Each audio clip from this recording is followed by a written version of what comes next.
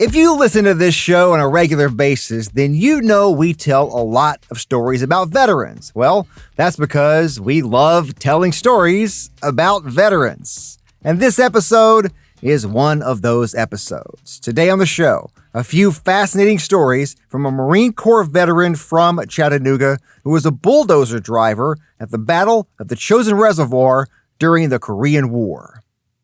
My name is Josh Roe. And this is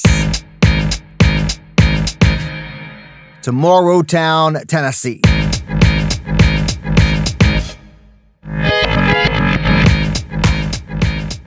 Tell me who you are. What's your name? My name is William Marvin Parks. Where'd you grow up? I grew up in Chattanooga, Which part? East Chattanooga. Where'd you go high school? I didn't go to high school. Tell me that story. I went to Hardy Junior High School, and I went in the Marine Corps then. Was 15 the youngest age you could be at that time and get in? Did you have to be 15? No, you're supposed to be 17. I had Mama to sign the papers that I was 17. So she told a fib for you.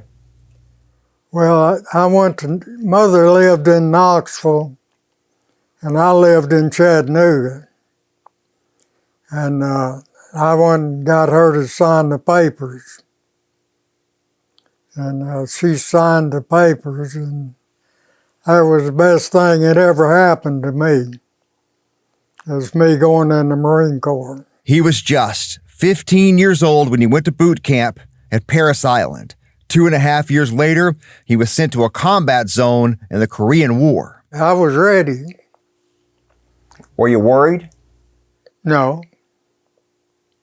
I never was worried. He was at or near some major battles. He was at the Chosin Reservoir, miserable conditions, temperatures at 30 below zero. It's estimated 2,500 U.S. troops died in the battle, some froze to death, thousands more wounded. Many didn't have food to eat because their cans of sea rations were frozen. What you would do is build a fire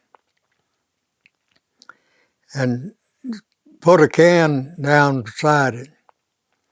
And then you take and reach down and get a hold of that core, get it up, and gnaw off all the beans or any whatever it was off of it, and then put it back in that can.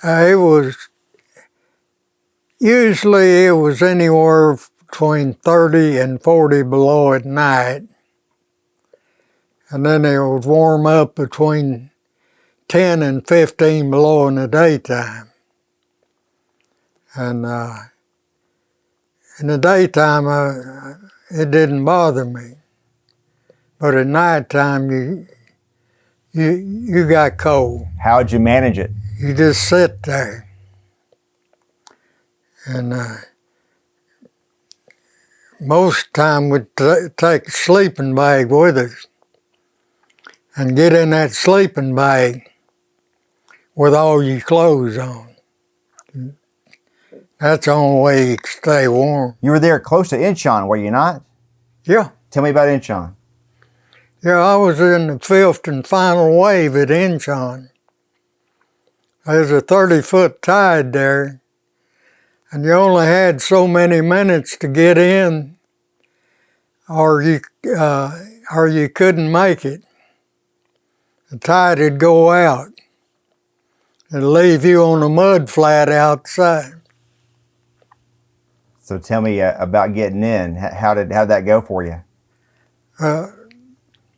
We had a artillery shell hit the port gun turret, killed both sailors there. It hit shrapnel from it, hit a bunch of drums that had gasoline in them, and we had gasoline floating on the top deck. And they managed to get it washed off before it caught on fire. And our chow hall on that LST was turned into a hospital. So just as soon as we landed, we had all the ammunition for the rifle companies in the bow of the LST, and we had to take it off. When you got into shore, what'd you do then? After the landing? We stayed on the beach all night because we had to unload ammunition and stuff out of the fronts of the LST. And then we unloaded our equipment and put them in a place. And we stayed there the next day. And the next day they had already gone into Kempo. And we got into Kempo, and just soon we dug in, we come under artillery fire. You can find much more of my conversation with Marine Corps veteran William Marvin Parks on my YouTube page. Just search at Josh Roe. That is JOSHROE. There's also a link in the show notes of this episode of Tomorrowtown, Tennessee. This podcast is a production of NewsChannel 9, Fox Chattanooga, and Sinclair Broadcast Group Chattanooga. I hope you join me again real soon.